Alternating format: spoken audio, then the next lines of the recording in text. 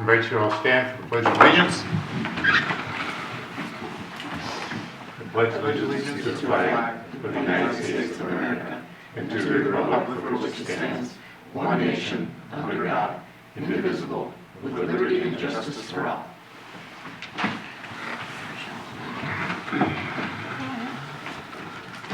It is good to see you all. Welcome. Michelle is out sick. Oh no.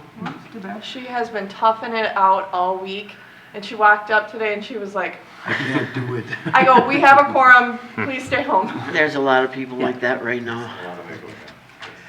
First item on our agenda, before we even approve the agenda, is the election of the chair and vice chair. That's an annual event here, and if you remember a year ago when you elected me again, I said, last time. And so Did you change your mind? I did not. But you know, Philip has been showing up for all of our pre-meetings. We get together with staff the week before and sort of talk about what's going to be on the agenda. And so I feel like he is fully ready. And so I would like to nominate Philip Christensen to be the chair of Parks and Trails next year, or this year. I will second that. Do we want discussion at all? No. Why do you think you're qualified to do this, Philip? I'm not so sure I am qualified, but maybe I'm the next best qualified once you leave the spot There you since been here a little while. Is there further discussion? All right, all in favor? Aye. Opposed? All right, you're up. Thank you. Oh, for this meeting even, huh? That was quick. We programmed this. Yeah, planned it out. I assume you abstained from that? vote? Yeah, I'll abstain from that one officially. It's an honor. I appreciate it. I did not prepare a speech, but I will say thank you to Tom for all his service. I'm glad you're sticking around so we can have access to your knowledge and wisdom. Oh, you switch the name tag and everything. Make it really official. There you Have my go. wife come and take a picture or something. I'll take your picture. Oh, no, sorry, thank you. Another topic, we do need a vice chair as well. I think Michelle had some interest. She Is that did, right? and so I would nominate Michelle to be vice chair. I will second that. And last year we had, Philip wasn't here when we elected him vice chair. I know, that was a great So we thing set too. the precedent. We set the precedent. How it goes. And it is under the understanding that if she refuses to be vice chair, that then we will hold another election in March. Okay. Okay, so all those in favor Aye. and all those opposed. Okay, I think we have a motion. That was your first motion. All right, not bad. Good job. So far, so good. All right, so on to agenda approval, question, comments, anything on that? Motion to approve the agenda is presented. Second. All right, so we'll make a motion to approve. All those in favor, say aye. Aye. And all those opposed, say nay. All right, that motion passes as well. Good idea, do that every time. No, but I'm here for it. All right, moving on to open forum. Minutes. Minutes. Oh, No. minutes, sorry. That's all right. Minutes.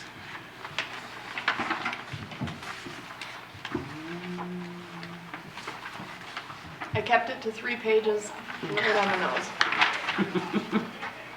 I wasn't here, so. I don't remember. I forgot about the page. I was sitting on the couch. There's somebody who called me. A motion to approve the minutes from December 19th meeting. Great, do we have a second? Second that. You got that one? I'll second that. Okay, great, thank you, John. All those in favor to approve the meeting minutes, say aye. Aye. And all those opposed? All right, we have an approval of the meeting minutes from December 19th. Now we're on to open forum. Yes. If this would be the opportunity, if anyone in the audience is interested in speaking about anything that's not shown on the agenda, now is your opportunity.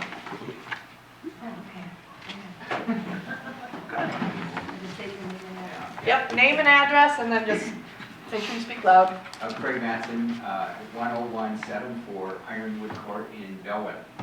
And so we are the recipients of ultimately a park and some trail systems that go through Bellwether. And so we're looking forward to that. And the reason my wife Carmen and I are here tonight is to, one, understand what you all do because you govern the trails. And so one of the issues that we have is that we do have an easement on our property that the trail goes right through our backyard as it loops around through the woods in Bellwether. So we're just trying to understand if there's any remediation around that or if it's all too late. But again, just trying to raise a little bit of concern on our behalf because of a trail that goes right across our backyard and into the woods. So that's all I wanted to say, and we'll be back. Right. Perfect. I have one copy of a map. I could just show you what briefly what I'm speaking about. Would that be helpful? Yeah, That'd sure. be fun. I'm Carmen Matson, 10174 Ironwood Court in Bellwether. Thank you. Yeah, we'll So just all here- look real quick, yeah. Yeah, here's the map of Bellwether, and here's where the park would be, Yeah. north and south. And here's Where's where your the- house? Right here. Okay. And see how it skirts along the edge of our property right there? We're aware of that. But then when they put in the stakes, it was like 20 feet or so into our grass. And just yours or others? It does skirt the one right next to it. It comes along this back, the west side of these three houses, and then cuts a little bit across theirs, and then it comes up into ours, and to make the, So kind of the back three there. yeah. Okay. yeah. Mhm. So this is Bellwether, north and south, and here's the beautiful trail that they put into this woods. I just adore looking at it. But it comes up like halfway onto our backyard, our grass, and it never looked like that when we, of course, we're aware of the, here's our cul-de-sac. This is our lot right there. And you see how it kind of skirts and then goes away into this area? But it kind of comes up into our grass about 20 feet and then makes the bicycle curve. We have presented to the city council, and is it Jay Tobin or? Jay Tobin is the city administrator. And he came out and take a look. They're gonna do what they can do to soften that curve. Why does that have to come up into a yard before it makes? But we are abutting a wetland, so they're cognizant of that, and we're cognizant of that too. And Mother Nature always wins. I know that's true, but. Okay. But, and that's another thing too, it's a wetland, they claim it's a dry season in the last few years. There is still some moisture out there, so is there any way to even abandon that little part of the trail? What is the purpose of that trail in that circular loop that kind of attaches to the park area? And then circles through the woods, it'll eventually be to the bridge across to the clubhouse, and I think into another cul-de-sac to the south. So that little part across our yard, what is the really intent of It looks like that? it connects to the street there.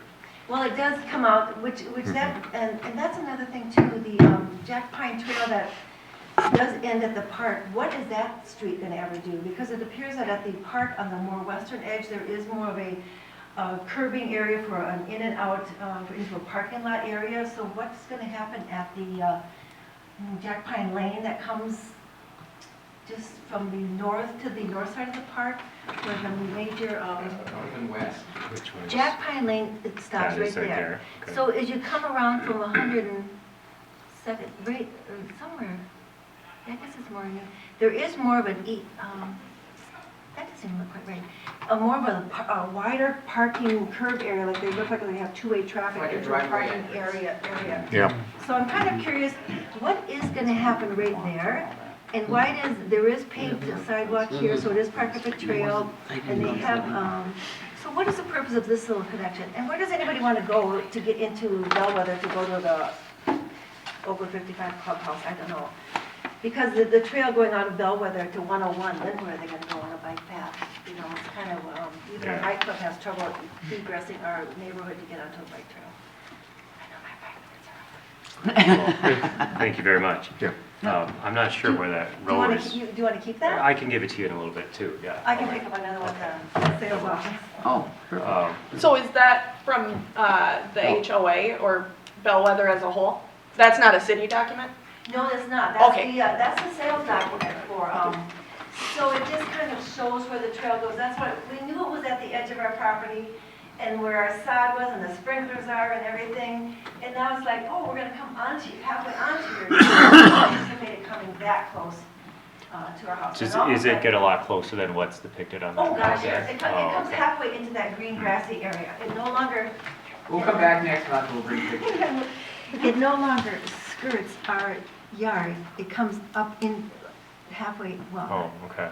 into our backyard, but our Yeah. house sits on it, but what's left, it comes halfway onto that. My guess is the plan is that's probably also to connect the neighborhood park, which would be, I believe, in the middle here. Yep, that's with the the neighborhood. open space park, which is going to be out here. So to have a cohesive connection there.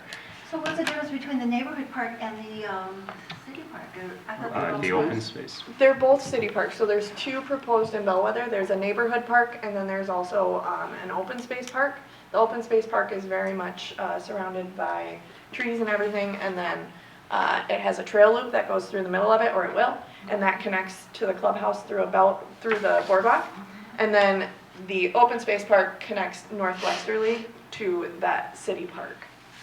That's a neighborhood park. Neighborhood park, and that'll have probably A some, Bellwether park, but a city park. Nope, they're it is entirely a city parks. city They're park. not, they're not limited to just Bellwether residents. If it was just, if it was a trail that just said walkers only, and it was just my neighbors, I wouldn't be so alarmed, but to think that it's a public park, they're coming in, they're biking through, and when they come from the south, from the clubhouse towards my area, it's like they're coming right from my backyard, they have a picnic or something before, oh, they have to turn in and go away. So I just feel very exposed. Okay. Did the easement in your contract say anything in regards to how much they could go into your yard or anything? I'm just, Well, we have a plot map. There is a plot and it shows it going on, it just. There is an easement. Mhm, mhm. okay. But we didn't know that, I guess we should have taken out the 20, 40-foot yardstick or whatever and measured to say that it was not only, that our yard didn't stop at the sod, we thought it went beyond and that it was kind of beyond the sod. And the fact that it comes. Yeah, we'll get that straightened out. It might not be just what you want, but we'll follow whatever the Thank you. whatever the rules are. Yeah, Okay, thanks, Absolutely. thanks Yep. for coming and Yep. sharing that. Thank you. Do we have plans for more discussion on Bellwether later this year? Yes, Okay. so- we should, yeah. Okay. I do have one more question. I guess, who's the company that you have hired? They were announced at the November council meeting, KPG, HKGI. HKGI. are they planning the park? Right now, we are trying to parallel plan City Park and then the boardwalk in Bellwether. So that wasn't necessarily at the top of the priority list, but it is on the list of things that we're trying to work with them on, yes.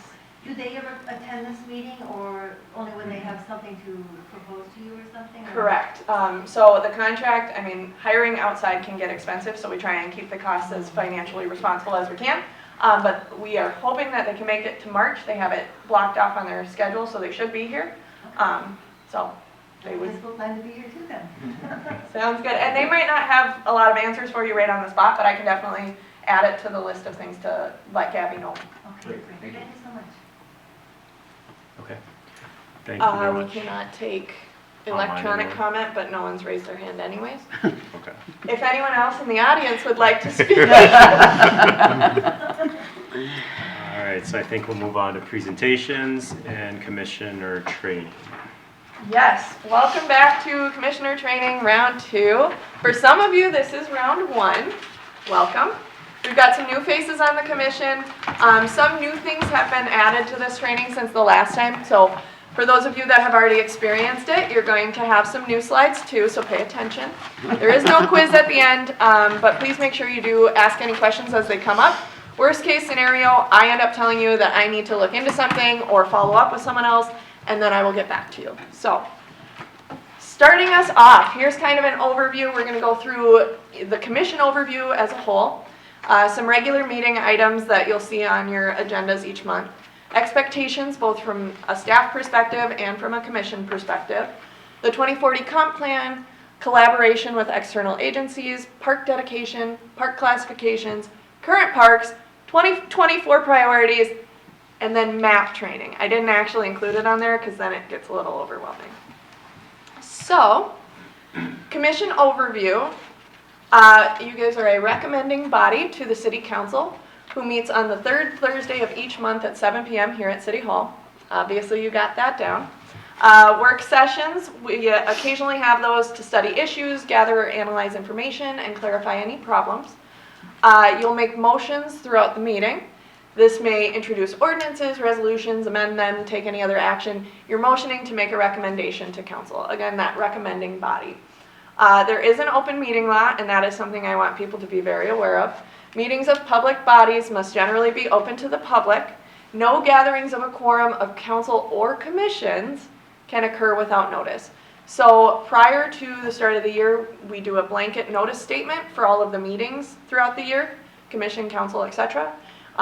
If there are times that you guys are getting together outside of that for like country days, night to unite, holiday toy and food drive, things of that nature, we put together another public notice, just let people are aware, hey, they might be gathering. Those are open to the public though. Does that all make sense? Something to note, a quorum for this group is 4 or more. So you'll notice you're always BCC'd on the emails, you're never CC'd. It's because you guys can't actually talk to each other on email either in a quorum.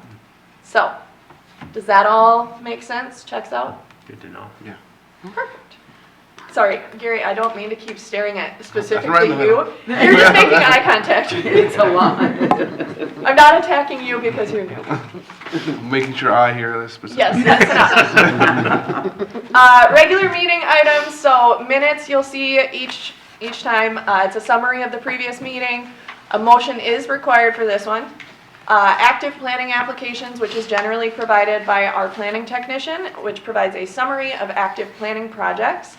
The recreation supervisor update, it is a summary of my tasks that I have completed since the last meeting to keep you guys up to date, make sure you know I'm doing my job. City council report is a recap of items discussed at the city council, so exactly how it sounds. Generally, Jeremy is kind enough to provide that. Fearless. Thank you. And then park dedication fund, which is that summary of funds in the park dedication and memorial garden funds. We also added the city park remaster donations onto the back of that sheet about a year or two ago. Questions on regular meeting items? You can also ask later. Expectations. So expectations of staff. I am going to help you navigate your role easier. I'm going to try and write short, well-written reports that still give you accurate, current, non-biased data. So I want you to have all of the information, but I also understand your time is precious and valuable, so I don't want to overwrite. And I will present requested information in a timely manner. So if you have questions, I should hopefully be getting back to you pretty quick. I shouldn't leave you hanging. But then the expectations of you guys, please read the materials I provide. Ask questions in advance of the meetings whenever possible. It gives me the opportunity to look into it so that I don't have to tell you, hey, let me look on that. And then make sure you're examining all the facts and determining the best option for the community, not just, self-serving. I don't think I have to really say that. You guys are all pretty selfless people. All right, I'm sorry, did we have any questions on expectations? Or any recommendations for expectations?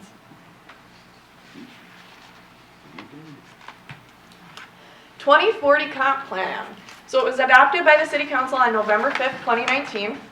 And the Parks and Trails Commission is put into action to implement the plan and strive to achieve the goals and the policies listed. I'm not going to read through all of the goals because they are in the comp plan, so should you feel so inclined, that would be a really good place to get more information. And in 2025, that's when the work begins for the 2050 comp plan, so we are not far out. I'll be dead by then. At first I thought you We'll meant have some open 2025. Yeah, that's what I thought too. I was like, that's next year. No, the 50 part. I was concerned. This is the Parks and Trails plan from the comp plan. There are a lot more maps in there, but this is the one that you'll find we reference the most. If you want a copy of it, I have it saved separately in a folder, so if you only want that map, if you think that'd be really helpful, I can send that to you separately, just ask me. So collaborations, Three Rivers Park District is a very big one. We have Lake Independence Regional Trail that runs along County Road 19 out by the Public Works building. And then we also have the Diamond Lake Regional Trail, which is that north-south trail through Corcoran, Dayton, Rogers, Medina. And we just finished up that cooperative agreement last year, which allows us to get reimbursement for some of the trail lengths that we acquire, and then up to $15,000 towards the city park alignment planning. So that's super exciting. And then I figured we'd provide a little map just for reference if anyone has any questions on that. Do we know when the Tavera Trail will be constructed?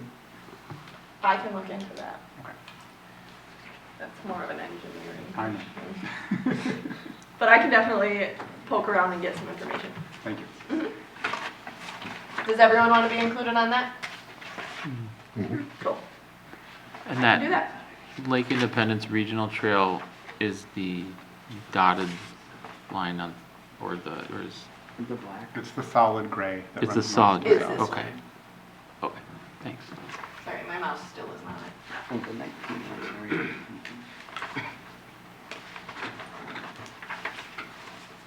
Questions on that? Is the comp plan the one, or is that where it lays out the parks per Mm-hmm. square footage and all, or not square footage? Square mile. Yeah, mile and all that. Okay. That's what we were getting that from. Thank you. And I do believe it should be included in your packet. I printed off just the Parks and Trails section of the comp plan to try and make it a little easier. Appreciate that. Good on that part? Perfect. Park dedication funds. So dedication can be in the form of land or cash in lieu of land. And you'll get a little more practice with that in a little bit because we do have something that will require some park dedication conversation. The uses can be for the development of new recreational areas, upgrades to existing recreational areas, but cannot be for ongoing operations and maintenance. Those are not eligible projects. So like if we wanted to buy a new tractor to plow the trail, that's not going to work. But we could create a trail or a park with the money. Is that all? Oh, go ahead. I had a question on this one. So, looking at the cash in lieu of land, each submission we get, I was wondering if we have any estimates of like what Wildflower Park cost the city to build, because it'd be helpful in understanding as we're accepting these cash in lieu of land, how we're tracking as far as, when you look at the 2040 comp plan, are we approaching capability of building parks according to the cash we're getting, or are we trending in the right direction with those? That's a very valid question. What I can tell you is Wildflower Park was approximately $100,000. After like curbing and the wood fiber and the build and the equipment and everything. Was that 100,000 out of parks dedication? I believe so, yes. And it would show in there if we printed off the full park dedication Excel, but unfortunately we don't do that because it just takes up so many pages. But I can send that out, the full version, if that would be helpful. It'd be helpful just to help, like you said, assess when you look at the balance and what we're accepting. Is it in line with what we'd expect to build in that region, or? So, and here's the other thing, and I'll talk about this more in a later agenda item, but we will be having a sources and funding and then projected park dedication plan for March. Okay. That's part of our goals and measurables from council. I can tell you our planning staff, myself, and our planner, planning technician, and myself have been working really hard on that. And I've been working with Jay too to get you guys that information. We just wanted Right. to make sure it was finalized before we brought it. Okay. Sound good? Yeah, that'll help a lot.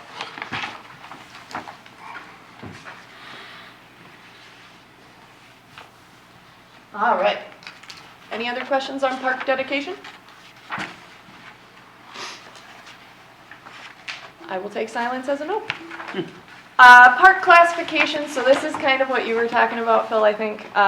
Neighborhood parks. So these will give you classifications of what kind of makes that neighborhood park per the 2040 comp plan. So neighborhood park, overall size of 5 to 20 acres, service area of 1/4 to 1/2 mile, so that's about how far we expect people to be away that are mostly using that.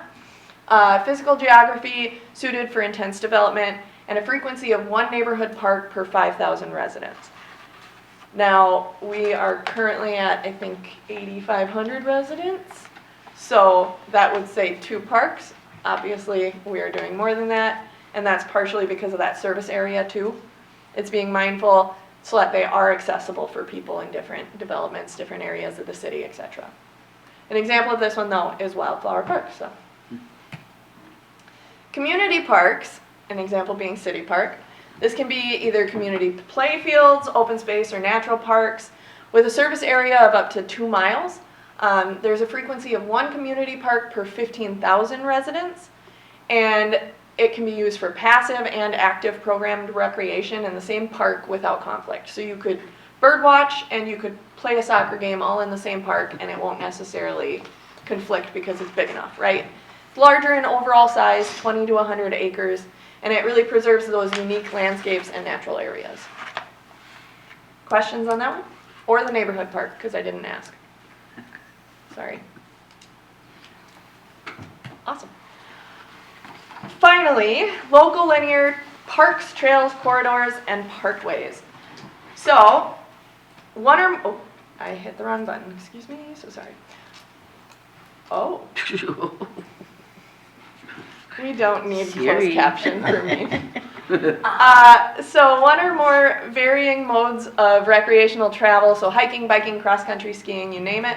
They're often found adjacent to major roadways to link recreation, community amenities, parks, etc. An example is the future linear park along County Road 116, or another example could have been that Hennepin County 116 corridor bike pathway that they were proposing. That would be another example of a trail. You can see at the bottom and to the right, there are some examples of what those trails look like. If you're looking for a bigger blown up version of that, it's in your comp plan. Questions on this? Yes? This is back just a bit. Community park is also an open space park? Yes. Yeah. Open space or natural? Other questions? Current parks. So as we look towards the future, let's not forget the past. We have City Park, which is, like I said, a community park. The Memorial Garden in the back here, honestly, I think you would call it a neighborhood park because it is smaller in size, but there's not really a lot of neighborhoods around it because it's at City Hall. And then Wildflower Park, which is located in the Ravinia development. Any questions on these? How big is the acreage of the current city park? Did you know? Approximately 80 acres. 80, wow. Okay. Yes.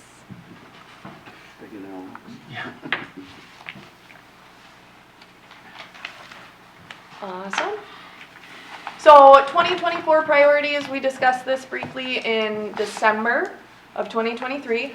Wayfinding signs, so directional and monument signs, development park standards update, which is something that we'll touch on a little more today as we go through the goals and measurables presented from council. So a lot of this we'll touch on a little more later. The city park remaster, the Diamond Lake Regional Trail, so continuing to develop that. Park dedication funds, so allocating those funds, figuring out what's coming in. Excuse me. And then boardwalk and open space parks, so that Bellwether development, the Ravinia development, there's open space parks in both of those. So really starting to hammer in on what that means and what that looks like. Questions on these?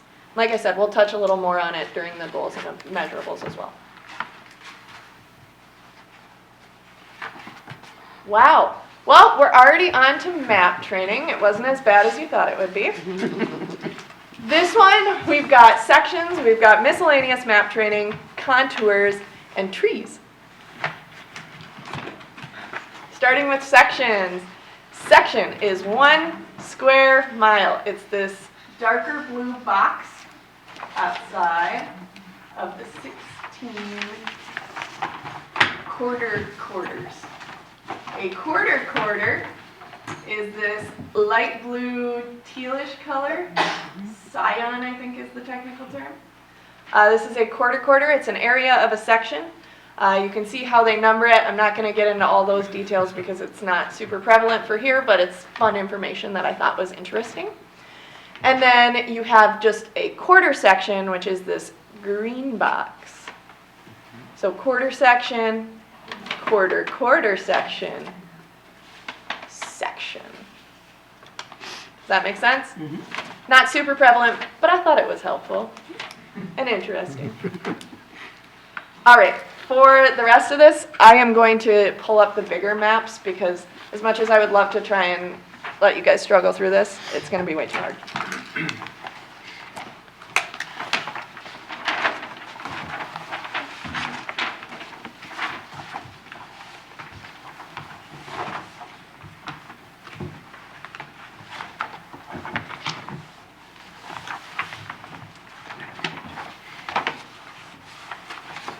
Bear with me for just a second. You guys know how I do with technology. Figure out my numbers here on the quarters.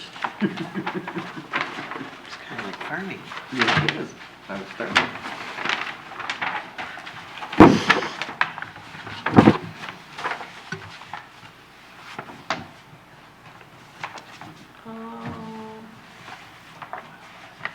Right.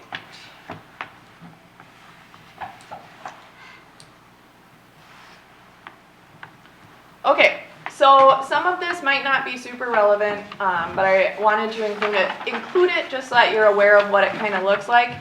For example, this one's going to be pretty reasonably applicable. The next one, we've got some, like a catch basin, might not be super prevalent to the parks and trails, but it might provide some context as to why a trail can't go there. If you know to look for certain symbols, then you know, okay, well, we can't shift the trail this way, but maybe we could do X, Y, and Z with it. So we're trying to give those creative solutions and a better understanding of how to navigate these maps.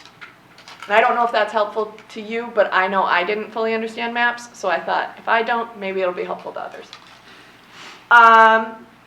So we'll start with wetland structure setbacks. I can zoom in a little bit more. You can see this line. This very faint gray line shows you where the wetland structure setback is. So they can't go past that line. See it? Mhm. Perfect. And then let's get to the next one. We've got a drainage and utility easement, which is located where that dashed line is. And sometimes you'll have maps that will give you keys, sometimes you won't. This one does not. It's all kind of a challenge, but if you know a general idea of what the lines might look like and what they kind of mean, it can be helpful. So I would recommend holding on to this map as a fill-in key for some future ones. Property lines generally signified by a thick line versus that dashed line. Sidewalks, they show up a little differently depending on who's making the plans, what they're for, but in this one, this is a sidewalk with kind of those little markings in between the lines. That's how you can tell it's a sidewalk, because of the way it is. We need them all blown up. Does that help? So you can kind of see the triangles, the little dots. It signifies it's the sidewalk versus the Not on road. this. Well, if you could use your fingers to zoom in, I would recommend that, but you can't. That's why I'm trying to zoom in on this. No, thank you. It's appreciated. We've got wetland buffers and wetlands shown here as well. Generally, they are labeled with a little more clarity. So this is helpful, right? And you can see kind of this is the buffer, this is the wetland itself, right? Trails look a little differently than sidewalks sometimes, just because it might be the difference between a bituminous trail versus like a concrete sidewalk. So it's this darker line right up here. And then we've got a stormwater pond here. And you can see it's got the elevations as well, or the contours.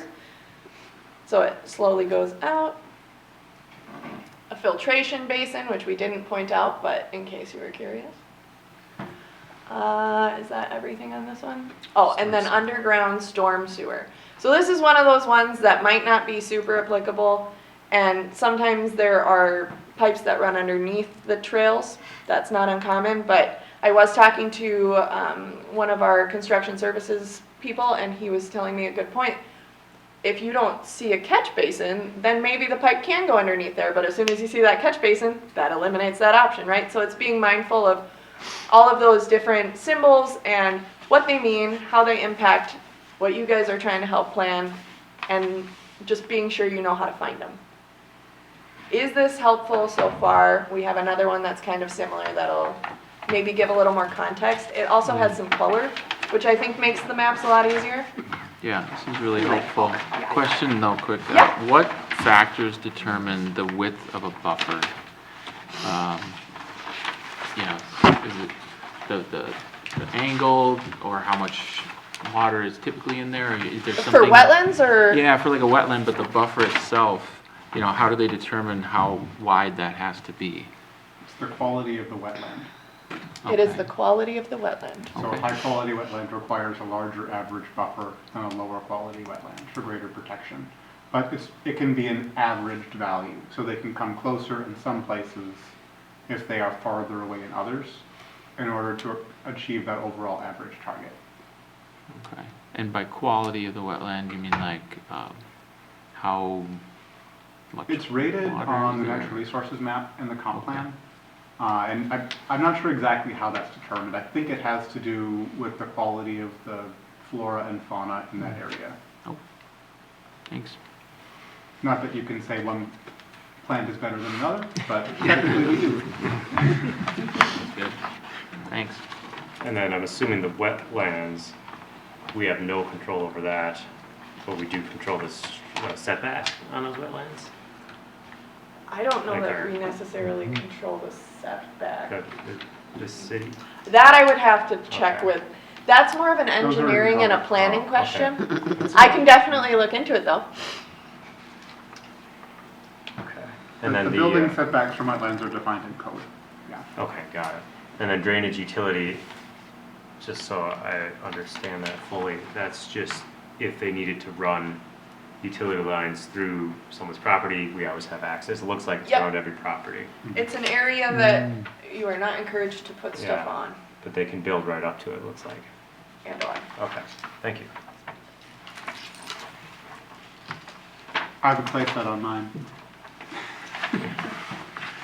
But if there's ever need to access the drain in the yard, they will have to move the playset or destroy the playset. And we were told that at the time we installed. Gotcha.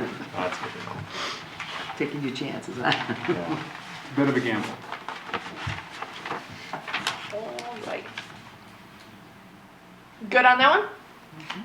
Do older properties have the same setbacks and easements? So obviously all the new ones are conforming to current code. I would have to assume that older properties, you don't just get upgraded to the new setback, right? I mean, I would, and please don't quote me on this, and I will look into it, Hmm. but I would imagine that there's probably a grandfathering in. Building Unless setbacks you're- are defined in code. So those apply to the zone that you're in.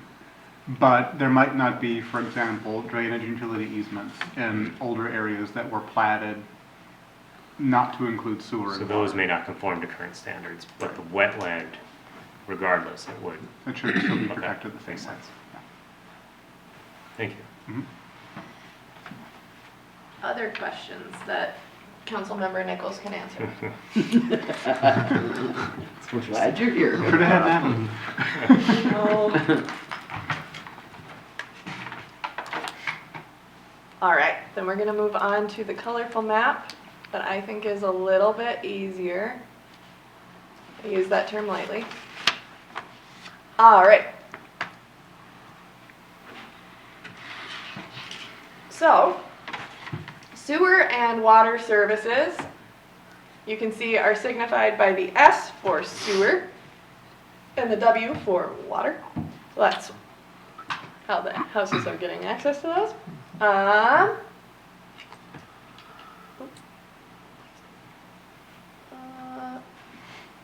We see sidewalks, similar but not exactly the same. You can see this one has kind of that diagonal line going through it versus the triangles and the dots. So like I said, they change it up on you. You just got to be mindful that it's kind of similar, looks relatively similar. It's probably a sidewalk. And if you ever have any questions, we can always try and clarify it. I will try and get the information prior. If you get me the questions early, see how that works? Underground sewer system, and then catch basin, so on this one, this catch basin isn't labeled with a CB, but on some of them, it is. So that's where it's a little different. Again, you've got property lines, the lot itself, D&U easement again, setbacks, and then on this one we also have a retaining wall, which is shown by that chain link.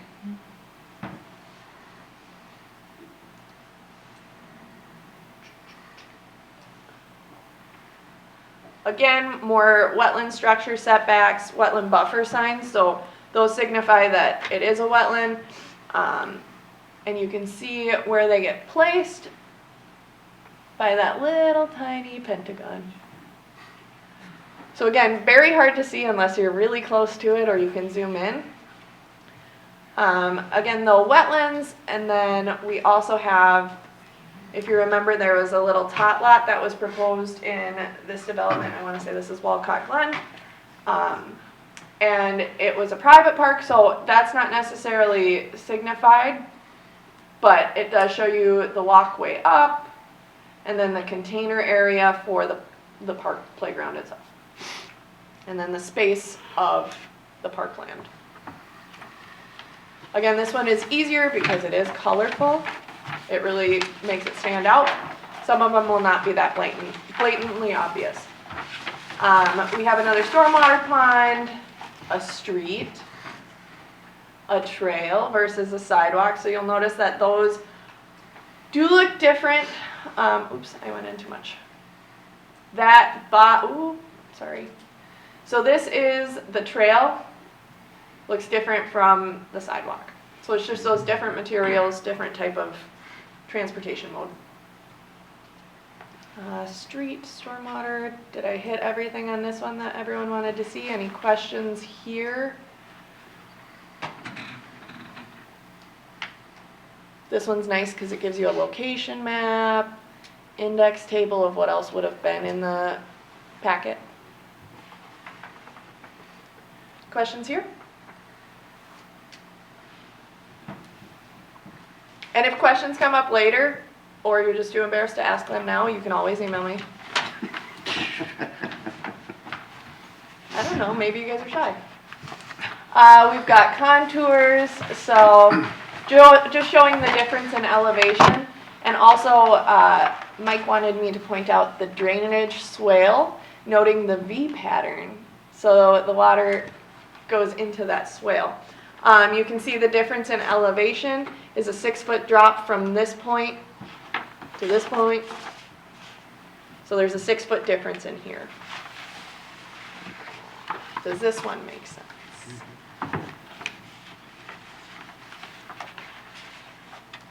And last but not least, we're on to trees.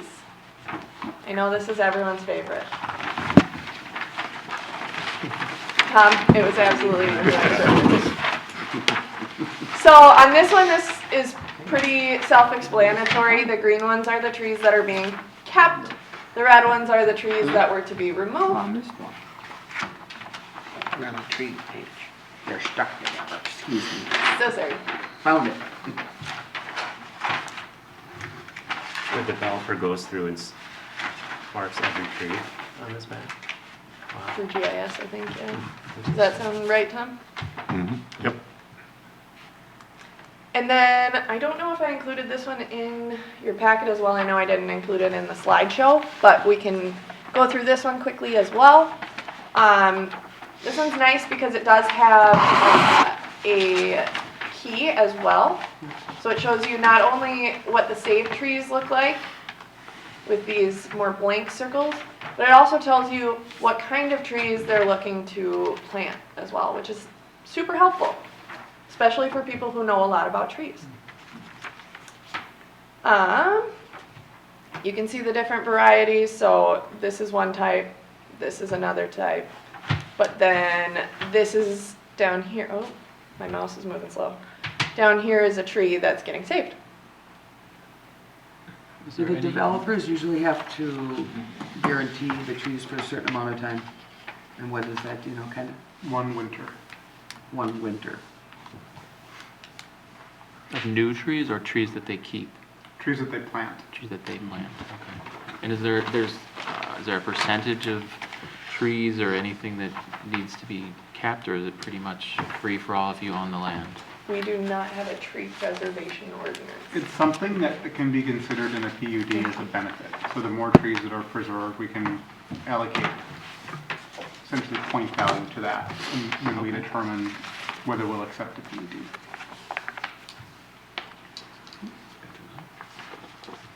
Otherwise, that is your training. Yes, Can I say just a couple of words about watershed please do. commission? One of the, in Corcoran, because we're all also close to sea level, is we're concerned with stormwater. And Corcoran is part of the Elm Creek Watershed District. And so any development that comes through Corcoran is sent over to the watershed. And their technical people look at it and say, here is the status of the land before any development, and here's the status after the development, and are we making things worse?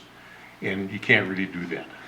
Okay, and they just really account for all of those bits and pieces that are gonna change because we're introducing hardscape, rooftops, roads, all of that stuff that really sheds water so quickly, and we need to keep water from backing up in limited,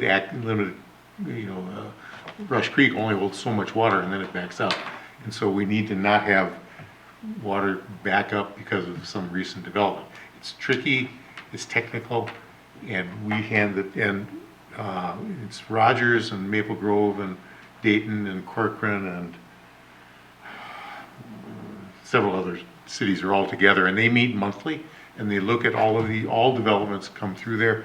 And it is a technical issue, but boxes are checked and then they have to fulfill those requirements. And city council, that's an important part of any development process, is that the watershed say it is okay. And I think we have a good response from the watershed in terms of giving us accurate data. We haven't put in stuff that's spoiled, but that's why you see catch basins and filtration ponds and all of that in these places, is because when you put lawns and rooftops and driveways and stuff, water drains off too fast. And so we control it by all those techniques. Our current watershed commissioner is Ken Gunther, and he's done a wonderful job. It's a bureaucratic kind of technical place, lots of soil science peoples, and he brought a sort of understanding to them that we need to live with this too. So I think they do a nice job. Yeah. I'm the alternate, if any of you would like to be the alternate on the watershed commission. They meet monthly and they get pizza during the day if that Where do they meet? lures you in. And it's Where do they meet? Pardon? Where do you meet? It rotates around. I think that's nice. right now it's either in Plymouth or Maple Grove. Sure. Yeah. Because Ken is kind of getting ready to move up north with the home up there. So there may be an opening in the next I don't know if it's a couple of years. I wouldn't be surprised. So, a variety of people have done it, and it's sort of addictive. So, but what I'm saying is that when we're looking at parks and trails, we can believe the maps. We know that somebody with technical ability is looking at it, and so that's something we don't really need to worry about in general. It's good to know. Good. Just as an example on the water, with our new internet coming in, no one really thinks about the water, where it flows and how it flows. And if you would have drove by my house this winter, I had a bigger skating rink than the park did. But due to the communication of, I like to say, German farm and Spanish, he marked down where all the water was, the tiles were, and they cut right through them. So now I have a very large hole in there, and they can't fix it until, they thought they could come back and fix it, but they had the pressure because Rush Creek starts on trailer farms. And with all that pressure and that water, they're like, oh, we'll fix it. it came up like a geyser, and they go, oh, I guess we won't be fixing it. Wow. So it's still And that's open. from cutting the drain tile? Yep, cut the drain tile. They cut the drain tile, so you just have no idea where that water is. You don't see it, but it's there. And it always wins. It does win. Just go by my house, you can see all the tape. It looks like it was a murder. Well, kind of was in a way, no. Wow. I have one more question for Councilman Jeremy, if you still got time. You said so the trees, obviously if they keep more, that's better. You said it was kind of a point system. How do we actually approve the PUD? Isn't it basically they're following the rules, so we have to approve it? Or is there No. some leeway there? So it's important to distinguish between something that comes in under strict zoning and something where there's a PUD. So the proposal that you have in your agenda 9A, they're attempting to come in as a straight zone project, meaning that they're complying with the code requirements.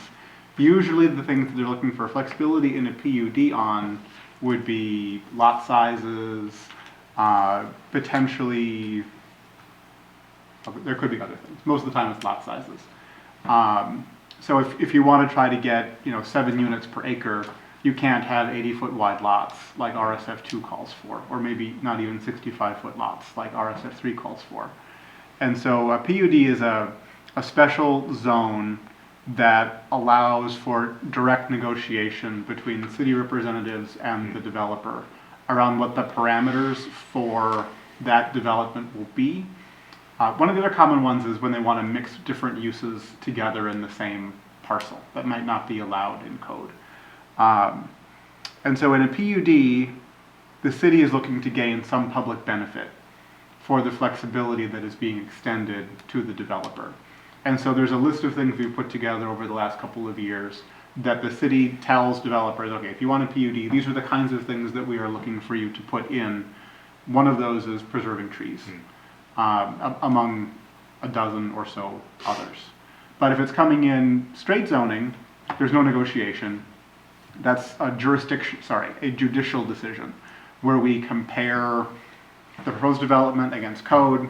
If it meets code, there is no viable mechanism by which the city can decline the development. With the PUD, you can, Okay. because it's negotiated. So straight zone, the trees wouldn't even come into play necessarily, right? Correct. Okay, that makes sense. All right, thank you. That's helpful. Real quick before we move off the trees, will a developer ever offer to take trees and move them to a different location, like replant them? Sometimes on that comes same- up. okay. Yeah, and sometimes they'll plant oversized trees. Oh. When we were negotiating, I think it was Corcoran Farms, or maybe, I think it was Corcoran Farms, which was an industrial proposal that came up last year. There were a couple of nearby properties that are residential that they wouldn't have, great separation from this industrial development. And part of what they offered to do to help those folks is they were going to put in 16-foot tall pines along the border, as well as a 10-foot decorative wall to shield them from views of the loading docks on the back and things like that. So, and that one was a PUD. So there can be good things that you get out of a PUD system.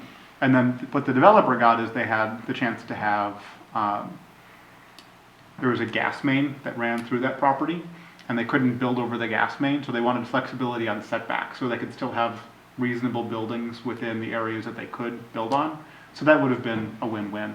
City approved it, but then interest rates continue to escalate, and so that may or may not end up actually going forward. But that was a good example of, we got some good natural features within the plan because of the negotiation process. Thanks. And that was one that came through the Parks and Trails, because that was the one where you guys discussed the alignment through the property, if you recall.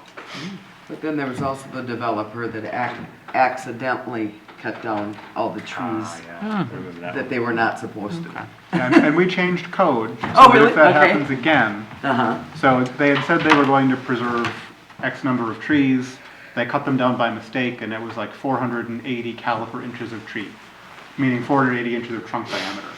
And so they replaced it with 16 trees of this diameter, because that's the minimum requirement. So the code has been changed. If that happens again, they have to replace it on a caliper inch basis. Oh, So if you're good going to job. put in 2-inch trees, now you've got to put in 200 of them instead of 16. Good, good job. Yeah. Thank you. Thank you. We gotta learn from our mistakes. Don't we all? Good to know. All right, it's commissioner training, thank you. That's very helpful, I missed it last time. Very- I can't remember where I was. See, I should have been Really looking good. at him the whole time, not you. I'm so I was sorry. so confused until just now as to what we do here. Sounds good. And yet you still became the chair. Yeah, I know, it works out. I have to correct my own misstatement. That wasn't a code change. That was a change in the development agreement template that we made that correction in. Sorry. If you're looking for it in code, you won't find it. Good to know.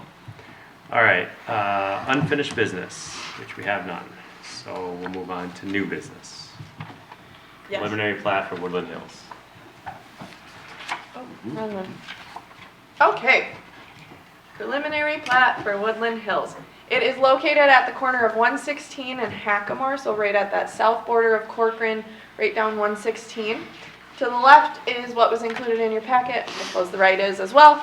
The right shows you the 3 lots that are included in this project. The left shows you how things would be aligned within those 3 lots as part of their preliminary plat. Included in this is 60 single-family residential lots with 1 community amenity / recreational lot. It is a pool and pool house, HOA owned, operated, and maintained. If you recall, I'm going to compare it to the Ravinia development, just because that was a previous example where a pool house did come in. My understanding is that this one will not be necessarily available for rentals, and it'll really just function as a pool house for when people are at the pool. Like I said, HOA owned, operated, and maintained, so they wouldn't get park dedication credit for that, and it would be something that can only be used by those residents in that HOA. The parks and trails impact. There are no parks shown on the 2040 comp plan in this area.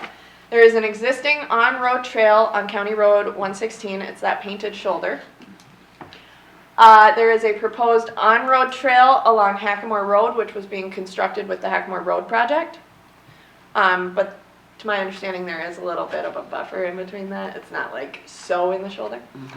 But park dedication funds for this would be 60 single-family units at $5,954 to a lump sum of $357,240 cash in lieu of land. Now, with that, there's always the caveat of this is how much it is right now, given all of the information that we have.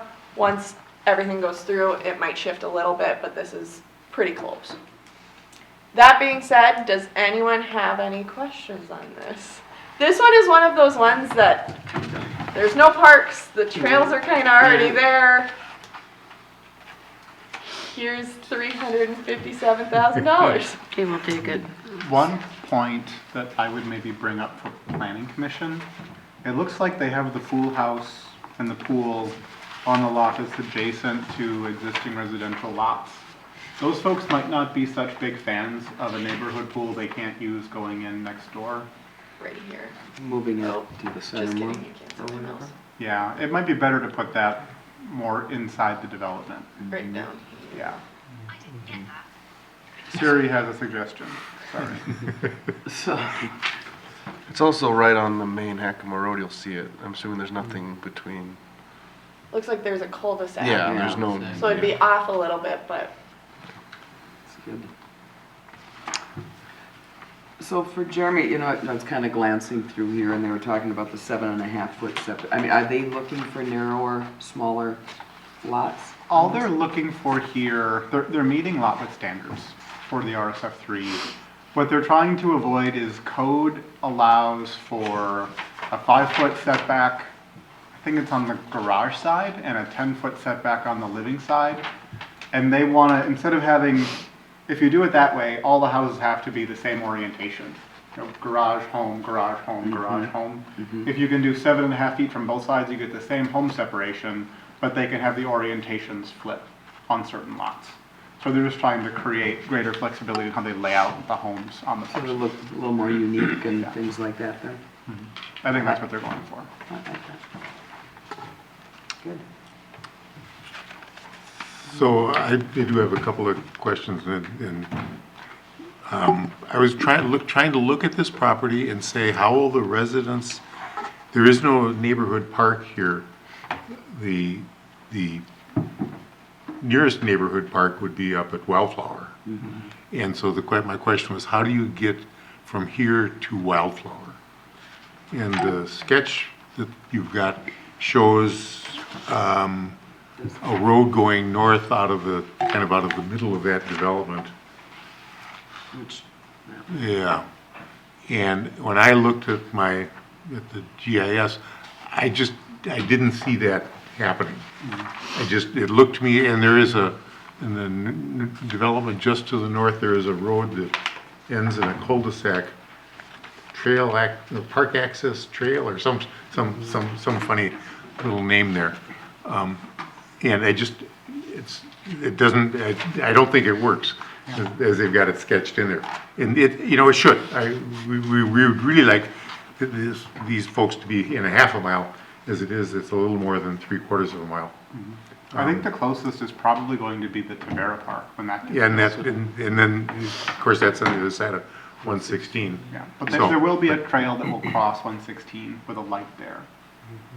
At Gleason? Or- No, at Hackamore. Hackamore. Yeah, Hackamore. So go down to Hackamore, over, and So then if back. I lived there, that's probably what I would do. Yeah, okay. That or take the trail, and you can get back on Hunters to get to Wildflower as well. Go back. You can pick your way through there, and there's a Okay. trail connection at one of the Oh, cul-de-sacs. okay, all right. Well, that's the wonder of bicycles and walking is that we've got public roads. It's a bit that of a you could- hike, but you you could could walk do on it. them. And then my other issue is when I drove by that development, there are some heritage oaks on that site. I would say that they're well over 100. They may predate Europeans and Corcoran. They're that old. They're huge. They're just those classic, that we see along the edge. And there's a bunch of them There in is. there. And they're really sweet. It's not enough to make I'm sure that they've been grazed and there's, but boy, it sure would be nice to save a bunch of those. Because that's part of what we that's that view of rural character. That's the look, and they're marvelous. I mean, they're old, and so they've got some dead branches. That's the way oaks get, but it's not like you can replace those with anything for the lifetime of anybody here for sure, or the grandkids. Those are elderly trees, and they're just handsome. So I just. Oh, I know. It pains me. I know that if you all go out on a neighborhood, you see people are always concerned about cutting down trees, and when you go out and look at them, they're kind of a motley assortment. These are marvelous, majestic trees. They're the best Corcoran has to offer. So, boy, it would be great to be able to save some of them. Where are they on the site? They're right in the middle. There's kind of along that. There's a little whatever the current lot is. There's a current structure, and they're kind of right along there. So it's right where the road goes. And there's, I've slightly vested Yeah, interest in this. right in there. Yeah. Yep. That upper left ghost plat that you see there, that would be my residence. Well, that's where you live. is that real? Well, this affects you. So this is, it's close to home, literally. Yeah. To your point, along the back, those two homes that would go right up to the edge of my property, they would be taking out a lot of really large, old trees there too, so, And yeah. on the right-hand side, I think around the wetland, there looks like there's a line of trees. I don't know much about those, if they're just some scrub that have grown up recently, but, I went back as far as I could get in the Hennepin County GIS maps, and they've been there for a good while. We just had an oak fall in September. It Yeah. had to be at least 250 years old Yeah. in our yard, so Yeah, they are majestic. like yeah, you said, it's just so. remarkable. I just went through training on this. Where's the map that shows the existing trees versus what they're gonna add? Yeah. So this don't is think the it- preliminary they haven't plat. gotten that I don't think we've done all of that yet. All right. It does look like that road would go right where those trees are, the proposed road. And trees that big are not easy to construct around. You really do need to, tape off the drip line essentially. And not run your equipment over that, because the oak trees have the reputation of having deep root systems, but most of the roots are really pretty close to the surface. So you can seriously injure them just running equipment over the roots.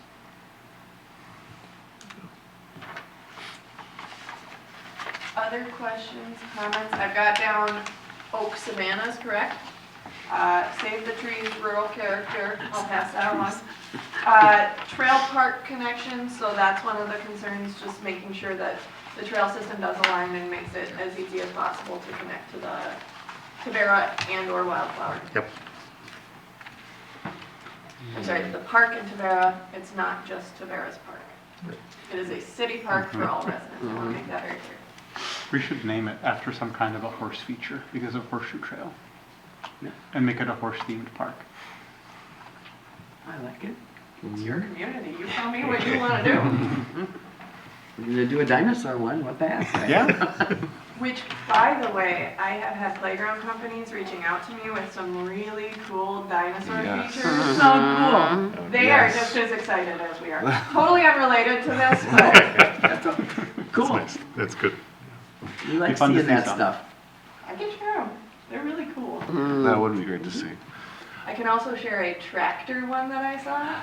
Oh I my. got to, we'll talk about Is it. it green? Cool. Is it green or red? It was green. Oh, great. Uh-oh. I'm sorry. I'm sure we could have them sand coated, whatever color, whatever the. Or you tones could are. do both red You could and do green both, to nobody's- appease all of the farmers. Is blue an option? Maybe we just go blue? That's Ford, no. Oh, sorry. Red or green? Okay, my bad. Other questions, Actual, comments? yeah, the question, so ghost plat, definition of ghost plat. Oh. Made me feel a little, I can give that Nervous. if that's Feel fine. like you're here? So, this is a controversial practice, because it's not a guarantee by any means. But what a ghost plat is intended to do is, for the adjacent properties near one that is developing, that have not themselves developed, it's intended to show how roads could connect and how lots could be laid out when and if those lots were to develop in the future. So it's not by any means a guarantee that that's what would happen if Jonathan wanted to sell and subdivide his land. Two. But it's intended to show that it is a possibility and you're not breaking your road network by the way the first developer lays things out. okay. The reason it's controversial is because residents will see those when they move into a development like this one, and they'll assume that that's what's going to happen. And in reality, something else might happen. And it's potentially, people can feel like they were lied to or things were misrepresented. Misinformed.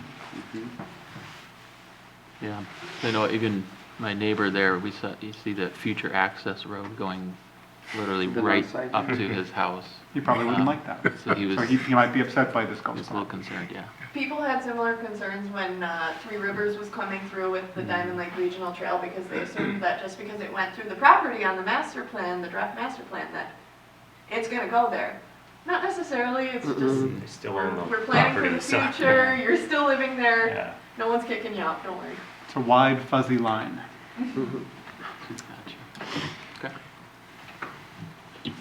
Just so we understand the process of park dedication, since we just went through the training. So they're proposing no parks or no land in this development. Instead, they're saying we're gonna follow your money per Yes. acre, whatever it is. So what are all of our options that we could accept the money, right? Could we go back to them and say, no, we don't accept the money, find us a park? I don't believe so because it's not shown on the comp plan. Okay. On the big map. Correct? I don't know. I would ask Natalie that question. I don't believe so, but I will ask Natalie that Okay. question. But I think it gets a lot more challenging when it's not shown on the map because then it's like, well, give us a park. And they go, you didn't tell us you wanted a park Right. and now we did all of this. But then if it is on the comp plan, we could go back Our and say, big no, map, we have show a the park. big map. Big map. Yeah, that shows where. Because like you said, This one, that's a fuzzy line, so it'll depend on You know, what's happening, yeah. Yes. Yeah. Yeah, Right. if there were one close by, you might say, well, this is a good place to put it. We would Right. like 10 acres set aside, if we're allowed to take 10 acres based on And the then dedication. in zone. theory, since this is a PUD, council could go to them and say, boy, we really would like a park here. Yeah, Let's it hasn't talk. come up before, so I don't know how much discretion there is for Yeah. something that's straight zoning. Okay, got it. That's not helpful because I can't zoom in. Oh, It's down on that corner, But- and there's nothing there. It's down right here, is where Mhm. Val's talking about. Mhm. Since there's not any of the green circles, it's Mm-hmm. a little more complicated. But I can ask Natalie They're not Just good to that know far our from the open options in the space park future. either. for future. Yeah. A lot of acres there. We still want. We gotta work on trails too. Yeah, get there. Chair will entertain a motion to approve the park dedication, how do we say that, money? Park dedication Cash in funds? lieu of Cash land. in lieu of land. So moved. And do we have a second? Second. All right, all those in favor, say aye. Okay. Aye. And all those opposed? Okay, motion passes. So a little more context. In the 2050 comprehensive plan, we will look at that map anew. Yep. The plan is that as development moves from east to west, that we will now put in some more neighborhood parks in that area, which is likely to be developed in the next set of development. And probably we'll want to look up on the north side of town, since the development is pretty much at our doorstep up there. Jeremy, with the new water tower, will the Musa line change? So The Musa line can only, well, I mean, Musa line meaning for the changes when the next- comp plan allows it to change. So we could consider, when we do the 2050 plan, Right. do we want to move it? Or do we want to leave it where it is? Right. But we don't have to move it just because we put in infrastructure for the existing Musa. That'll be a policy choice for council and the city. Okay, so recreation supervisor update. What have you been doing? Great life. I think Did I we, think we have one did we more. miss something? Oh, do we? Goals and measures. Sorry. Goals and measurables. And Oh. then active planning, and then. I am sorry, I'm skipping No, you're ahead. 2024 goals and measurables, please. I can do that. This one.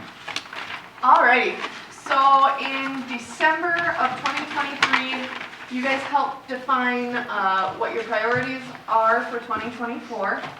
I came to you with a list, said, hey, do these sound good? You said, yep, let's run with it. The council took a look at it, and they, from there, determined encompassing citywide goals and measurables. Two of the core strategies as they relate to the Parks and Trails Commission are shown here. So the first one being enhancing Corcoran's sense of place and identity, and then the second one being provide diverse community amenities and recreational opportunities. And I'll dive into those a little more. So for the first one, identifying and planning, or that enhancing sense of place and identity, they focus on identifying and planning city trail corridors, including off-road trail plans, and more input direction from Parks and Trails Commission, as well as the planning commissions. And I'm missing my notes, so I'm feeling a little flustered right now. Give me 1 second. I had it set up and then it kicked me out. There we go. All right, let's try again. As part of enhancing the sense of place and identity, the Corcoran City Council noted short-term goals of identifying and planning trail corridors, including the off-road trail plan and additional input and direction from the Parks and Trails and Planning Commissions. Included in your packet is one of the measurables defined by the council and provided by the planning team of a map of existing trails and easements. So you can find that it folds out in this part of the packet. If you want to take a look. There's 2 pages. Pull that up. Keeping in mind they are just the drafts currently, but we wanted to bring them to you and show you that they have been worked on. Pull it up on the screen as well once we get to the page. But it's just something for your reference, and then if you have any questions on any of it, of course, you can always reach out and I can talk to our planning technician as he's the one who put it together. But it's very helpful as we look towards the future, especially with that goal of trying to plan for future connections. Tom made a really good point of that during the Woodland Hills discussion. It was like he read the whole packet.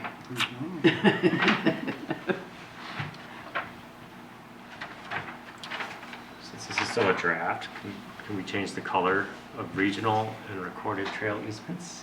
They're very similar to me, I don't, at least on this printout. It is, very much. That is fair, because even the bituminous trail not yet accepted gets a little. I can see what our planning technician says. As long as we're still in draft phase. Well, right. That's a good thing to note, though. If the colors are hard, it makes it challenging to read. I have a question, Yeah. Tom. Tom can, I'm sure, answer. Did somebody go through and this is what we have acquired over the last 20 years? I believe that's true. That's it? I'm sorry, that's it. Well, hang on, flip to the next page. No, yes, the development part, but I'm. That makes it look a little better, because But did somebody actually go back and back records and we found all that what we were looking for? Yes, he spent a lot of time going back and Who was that? Who did that? Dwight Klingbeil. He's our planning technician. Oh, okay, That is so nice, that's good. okay. He worked hard. I can attest to that.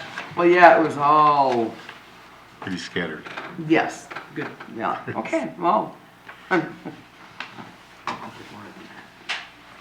I remember some of these sessions where we did that, some of these long-running, Mary Bechtold's easement over Yes. there. Yeah, that one in Yes. particular comes to mind. Yep, So for you new guys, what in the world are we doing with these little pieces of unconnected trails?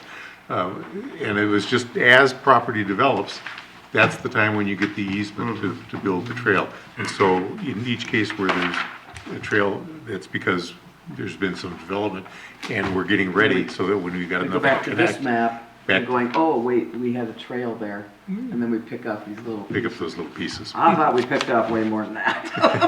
It seemed like it, didn't it? Yeah. Does the easement go against park dedication then? If you claim easement at that point? Yes, I believe it does. Okay. Yep, But typically, because they're only 20 feet wide, it's a very small yeah. amount. And if you look on County Road 10, there's one place there where we've got an easement on both sides of the County Road 10. Okay. And that's because we didn't know which side we'd eventually put the trail on, so we took it for both, because it's really inexpensive to do that. Then we don't get stuck having to have people cross the trail twice, across County Road 10 twice. So I'm assuming now for all new developments, we're looking at where we want the easements and Yes. trying to push for that when we can. King's Bend or whatever housing development area. Oh, All right. Any other questions on draft trail map other than can we maybe change the colors? This is excellent. This makes me very happy. This, I will pass that on. we hired somebody to do it once, and nothing came of it. Or we got somebody, it was their school project. It was I don't know if they ever got the degree or not, because we didn't ever see the results. So this is just marvelous to get this in place. Yeah. All right. Continuing on. So the other measurable defined by the council is parallel planning of City Park and the boardwalk in Bellwether, with an update to council in the second quarter. Staff has been working with HKGI on a site analysis and bringing them up to speed on the projects, what's been done thus far, and defining the action steps for the projects. So at this point, we're really working to get HKGI up to speed. They just sent back a site analysis that they did on their side for City Park, and then staff participated in the site analysis as well to really hone in on and get the next action steps really figured out. And then HKGI is planning on attending. We're going to have Gabby here in March, which I will talk about more in a little bit earlier. Did we ever find out about federal funding for City Park? If that got through? I don't know. I don't know. I can look it up. did it get punted to the next? I don't know. I don't know.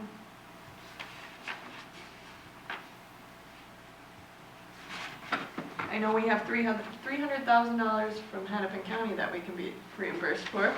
But I think we were looking for about 3 million in the federal From- appropriation. Nice. And I know it was on the list, and I think it would have been within the last 2 weeks, but I know they kept pushing it because of. Politics. Did you send the dinosaur pictures with it? I should have, that probably would have been convincing. All right. So the other goal is providing diverse community amenities and recreational opportunities. The council defined a first short-term goal as continuing to define and refine park development and design standards, including adding open space parks during that first quarter. A discussion regarding park development and design standards is anticipated for the March 21st meeting as well. Commissioner Anderson was nice enough to send over the updates that him and former Commissioner Meister worked on. So I'm going to utilize some of those, bring those forward, and then get your guys' thoughts to really encompass the entire commission and where you guys want to see things head. The second short-term goal is to review the Parks and Trails resources and timing. As part of this, Commissioner Erzberger, staff has been collaborating with the finance and planning departments to create a funding sources and uses document, as well as forecasting future park dedication. And that'll be also at the March 21st meeting. It's gonna be a big meeting. Yeah. I really don't think it'll be that bad. It sounds like a lot of big things, but it's just things that you'll have to do a lot of thought on prior and then bring in your opinions. The joint work session is also another, joint work session. Should say joint work session in Q2 with the Parks and Trails Commission and the City Council. Comments?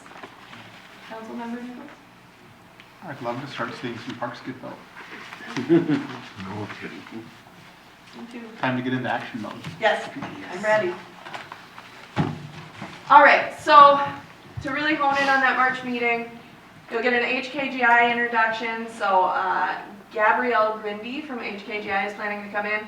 This will be an opportunity for the commission to meet our main representative from HKGI, get a brief update and ask pressing questions. If there are any specific topics other than an update on city park and master park planning that you'd like to hear Gabby touch on, all I ask is maybe shoot me an email in advance so that I can prepare her for it, so that she doesn't pull a Jessica and say, you know, let me get back to you on that. I'd rather have her come in here with the answers that you guys are looking for, just because, again, we want to be as fiscally responsible as we can with this, because we are consulting.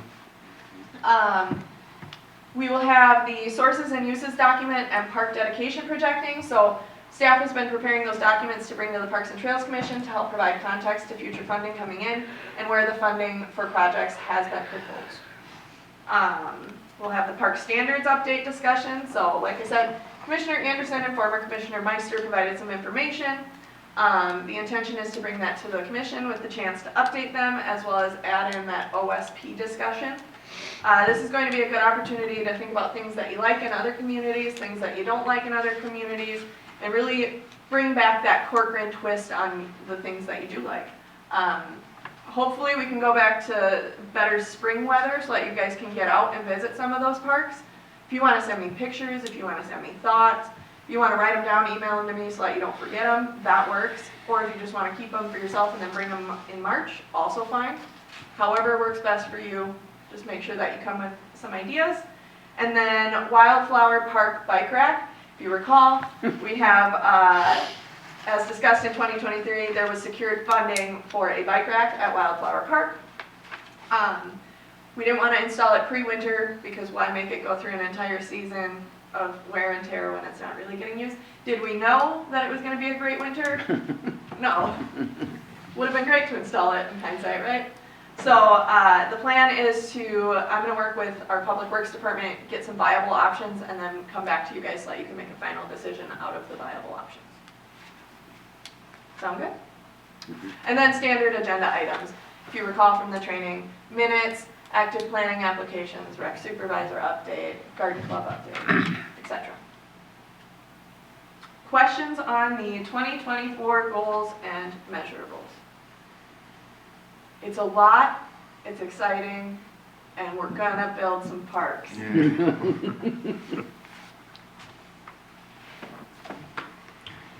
Okay, moving on to reports, information, active planning applications.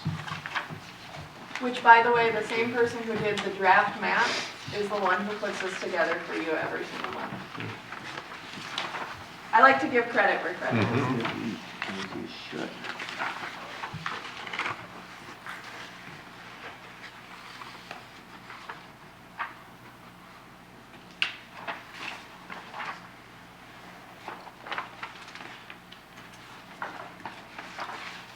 All right, any questions? We're looking good, so we'll move on to recreation supervisor update. Please. I think this is kind of the last presentation I have for the evening, which is good because my throat's getting a little hoarse. I did not change the photo. Obviously, the holiday toy and food drive happened a while ago, but I can't get over this photo, so I refuse to change it. I have been busy with youth athletics, so it's registration time for baseball. This is my shameless plug. If you know anyone who's interested who wants to play youth baseball, get them signed up. Registration closes soon, not this coming Sunday, but the following on the 25th. I also created the summer soccer registration and updated the website with the 2024 information to let people know. Ice rinks. 1 day, 1 day or 2 days? 5. Oh my. I think. So ice rinks were brief. The ice was beautiful while it lasted. I will say I was off the clock and I was out there skating. I would say most cities can empathize with us. It was pretty much the same, with the exception that I've always heard is the Loop in Maple Grove. It's refrigerated. Yeah. It's not the same. Yeah. Trails were also a topic with the Hennepin County Regional Solicitation. The Met Council was a little leery on the city's original commitment to maintaining the trail, but with the scope being as vague as it was, council remained in line with their original resolution. Master park planning has been a busy item with HKGI, providing documents from previous planning, working through a site analysis of city park, as I had mentioned. Program coordinator hiring. The application process closed on Sunday, this past Sunday, and we are currently working through the hiring process. I will provide more information as I can, but I'm looking forward Is to it. that like a student you did like with Jackson? Yes. Is that his name, Jackson? Yes. Does he want to come back? You're asking questions that I don't know that I can reveal the information, especially in a public forum. So that's where I'm saying I will provide you information when I know that I can. Okay, At but this point- that's the position. Yes. Okay. Jackson, Noah, both of them. Word. Yep. Okay. Night to night, while I know it seems really far away because it's in August, it's really not that far. Planning has begun with the Public Works and Police Department teams. We met earlier this week to discuss improvements from the event from 2023 and how we can make it better for 2024. And also the action steps on who needs to do what, really defining that so that we can hit the ground running and start taking those steps. Questions for me? I also prepared some of your packet. Obviously, Dwight did a lot. Good job. It's good. Busy. Thank you. Now we'll move on to city council report. I feel like I've been talking a lot this time. Here we go again. So January 11th, City Park Ice Rink was decided to be open, as we just discussed. But at least, even though we were only open for a little bit, the streak continues, right? So even in the mild winter of 2024, we still had skating in Corcoran. The Pioneer Society requested use of charitable gambling funds the city has access to provide some foundation and floor repair for the Birchville School. That was accepted. And I think council's interest in using charitable gambling funds was rekindled. Many of us weren't aware all of the things that it could be used for. So that may be something we want to think about, for example, for winter trail clearance. There were a few other things we talked about in that meeting as well, trying to get a better handle on how could we better use this resource that mostly just sits gathering interest. At the 25th, I personally wasn't at the 25th meeting. I was on vacation, so I can't speak in detail to much of that. But I want to congratulate Commissioners Nybo and Strahler on their reappointments. It happened at that meeting. Thank you for your continued service to the city. You're welcome. And we also approved our state pay equity report, which is a tri-annual requirement to ensure that all of our city employees are paid fairly and equitably. At the 8th meeting, we discussed license plate reading cameras as a potential tool for the Corcoran Police Department to receive proactive alerts when stolen cars or Amber Alerts or cars associated with known warrants, things like that, come into the city. Additional research was requested of city staff before we make any kind of decision one way or another on that tool set. And then at the February 8th meeting, we had a discussion on organics recycling and modified our approach to meeting the county's mandate that we provide organics recycling to direct staff to create a city organics recycling pickup site, which should enable us to relax some of the requirements that cause residents to be charged even if they don't participate in organics recycling. So we're looking forward to that implementation. So if we see a charge on our bill, we can call and complain now. You could always complain. That's your American freedom. Yeah, right. But will you Yeah, so listen? hit that one again. Put that Yeah. on the organic, because I believe it is on your garbage bill I think already. it depends on the hauler. It does depend on the Yeah. hauler. Okay. So I saw Republic that. had 7 people sign up, and that's out of like 1,000 people who have Republic as their service provider. And there's a requirement that they can't charge people different amounts whether they participate in the program or not. So if 7 people sign up and they have to charge everybody.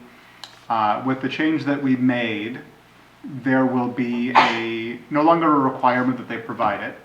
So they could either charge those folks for it and essentially have a non-competitive position in the city, because other haulers would not be required to charge if they don't offer. So there's a reasonable chance that they'll remove it to avoid losing business to other haulers. The city can't control whether they charge it or don't charge it, but we can set up our system so that they're not required to charge it. And So it's that's- kind of a Hennepin County thing, right? It's a Hennepin County. County thing, yeah. Okay. And That's interesting. so are they making compost and giving it back to They're supposed to community do or something? something productive with it. I don't know that it's necessarily compost. Okay. It might be animal feed or Oh, sure. other things that they do with it.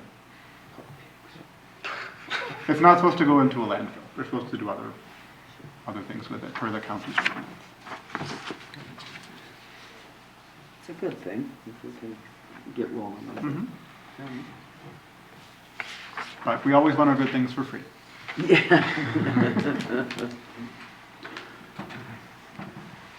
All right, thank you, Jeremy. Absolutely.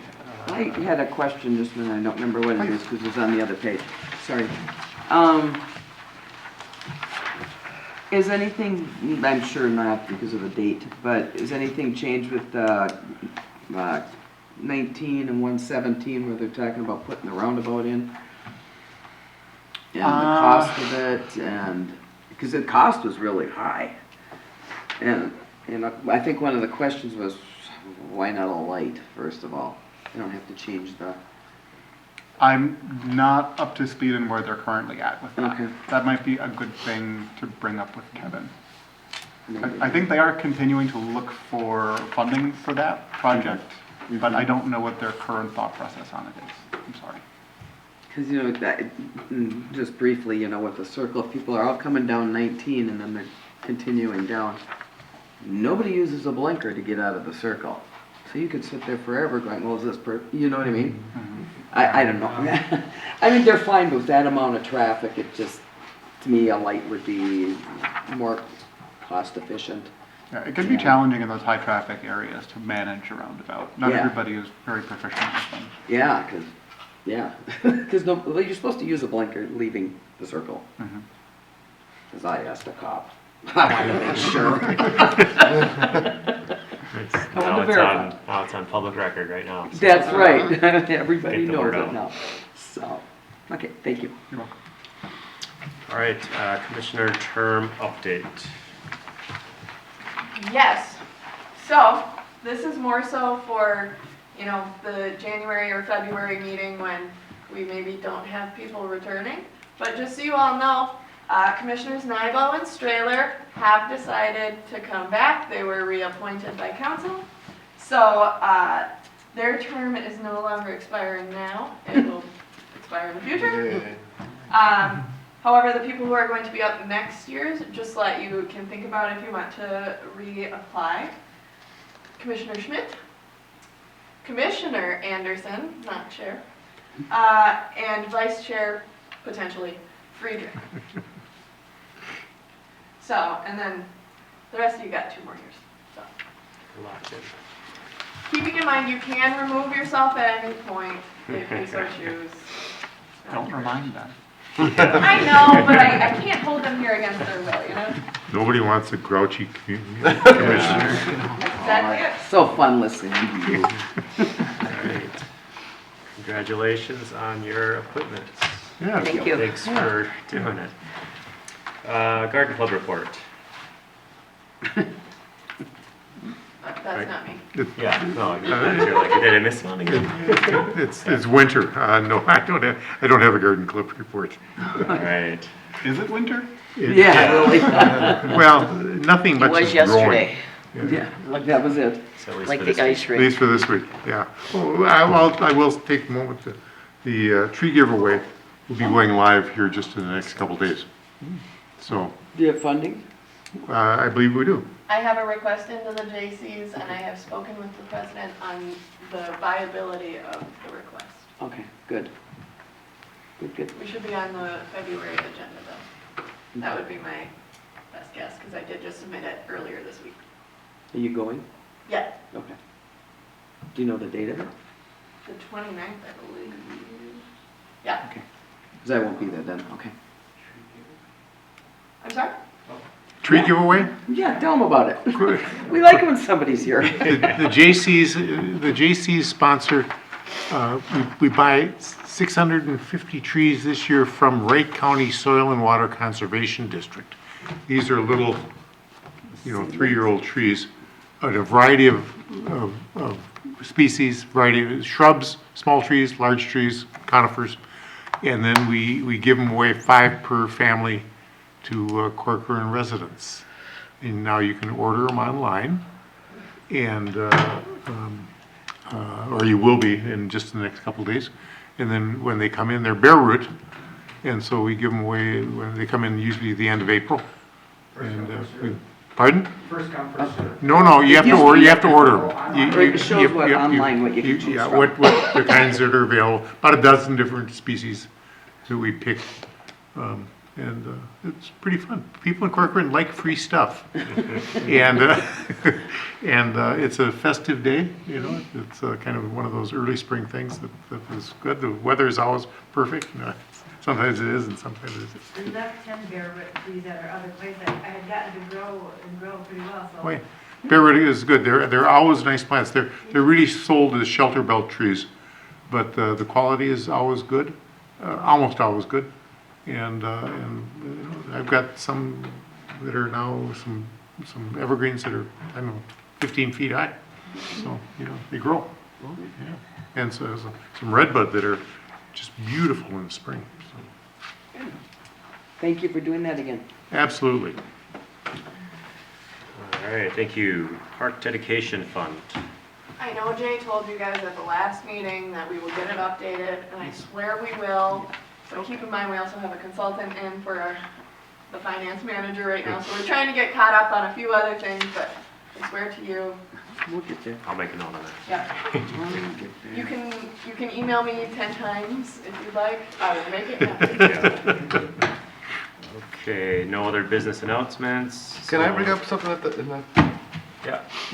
I don't know where to bring it up, but I Yeah, want to. So I wasn't present for the Wildflower Park. We talked about the bike rack. I just want to at least bring it up for consideration. I think one of the other big things missing from that park is any shelter from the sun, from the Yeah. wind. It must have been before your time. I think we talked about that at some prior meeting.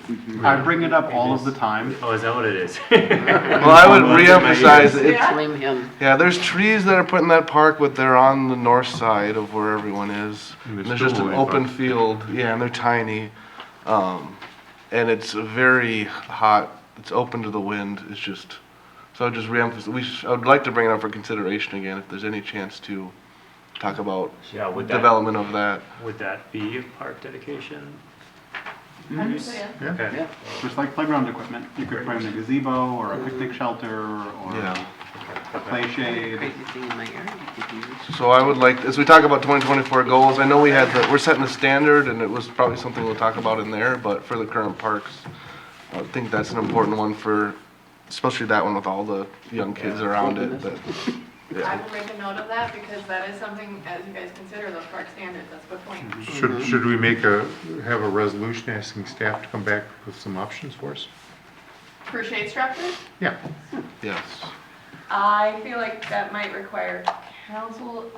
I'll have to figure out what the process is to make sure we're going in the right order, but yes, I You can. could probably ask her to present for consideration and park standards, some standard amenities that you might want to consider and what the cost of those could be. There we go. Since we're doing park standards. All parks should have a shelter, right? Can I add that we'd be curious what's proposed for the Belvedere Park area as well? We So had a far, list of we don't about have it. 15 things we talked about last year at our site visit. Mhm. I don't remember all of what they were. I think community garden came up as one that might be of interest. Dog park, I think, was one of the items that we had gotten some feedback on, some positive, some negative. That's my contentious. Fire tower, what else was there? I can pull up. I heard pickleball court once. No, you guys have those. There already is Yeah, you pickleball have there. them. Well, there is, in Bellwood. We weren't sure if that would be valued by the community, especially with all the houses around it, because it is kind of noisy, Noisy. especially for you guys. Can't have too many pickleball courts.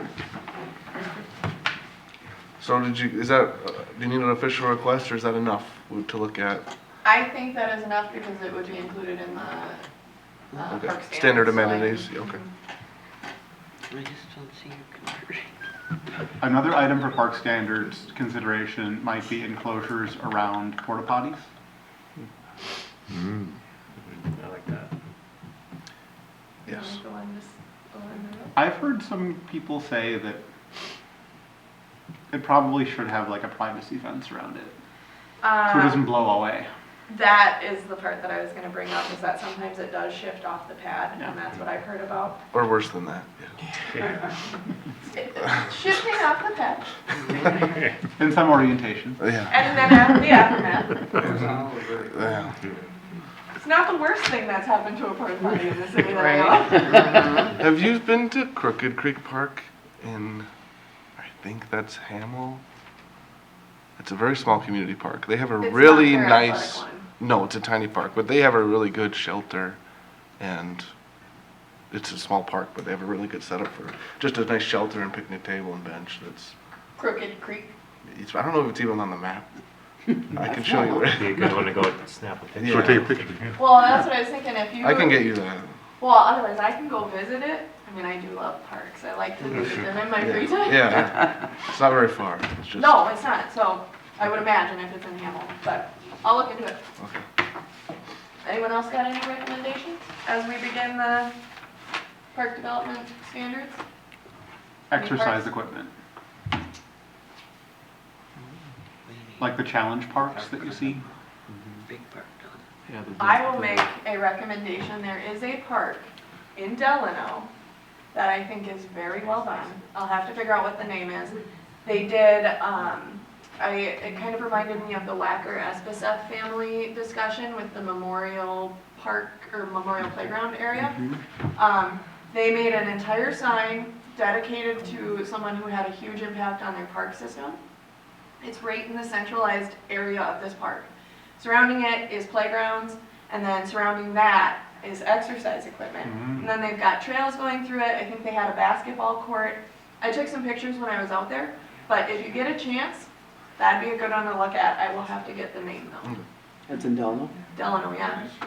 I think it was kind of not too far off of the freeway, but, well, 12. Freeway in 12 Delano? that it goes through. Which there? freeway goes through Delano? You know I didn't. Where do you come from? Highway 12. Flip So is it down by the Central Park or is it over by a housing development, like behind the, it. There were definitely a lot of houses around. It looked like it was surrounded by entirely housing, but okay. down the way was a gas station that I filled up at. Oh, Chicken Bill's? No, I think it was a Holiday, Okay. It's on the other side. All right. but I can get you guys a name of it, but I think that one would be a really good one to look at and see kind of that centralized area and the exercise equipment. They also had shade structures, if I remember There right. we go. We'll work on that too. You have what you need? Yep. Okay, so Commissioner Liaison Calendar. I'm next. You know, I put mine away, sorry. I'm on the 22nd. I don't, May 9th, I don't know. 'Cause we go up north and open a island campground. And it's usually when ice out, but I'm sure there will be early this year, but it's usually very early May when we go out. So I might not. I'd have to look at my calendar, but I could probably switch with you since And I'm what are right you on, after. 23rd? 23. Yeah, at this point, let's just Perfect. switch So and yeah, then, let's switch if and you then I want, can- at this point, and Yeah. then we'll take it from there. Perfect. Thank you.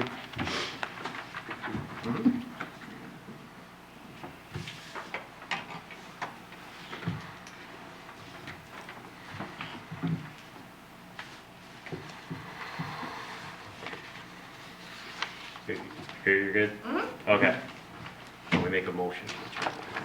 Okay, Chair will entertain a motion to adjourn the meeting. I make a motion to adjourn And do we have a the second? meeting. Second? Second. Second, excellent. Then we'll call the meeting adjourned. Okay. Well, no, you gotta Oh, we vote. have to vote. Oh, Okay, hold on. favor? All those in favor of adjourning, say aye. Aye. All those opposed? All right, meeting adjourned. Good job. Well done. Thank you. Good job. It's fun. The gavel should get used more.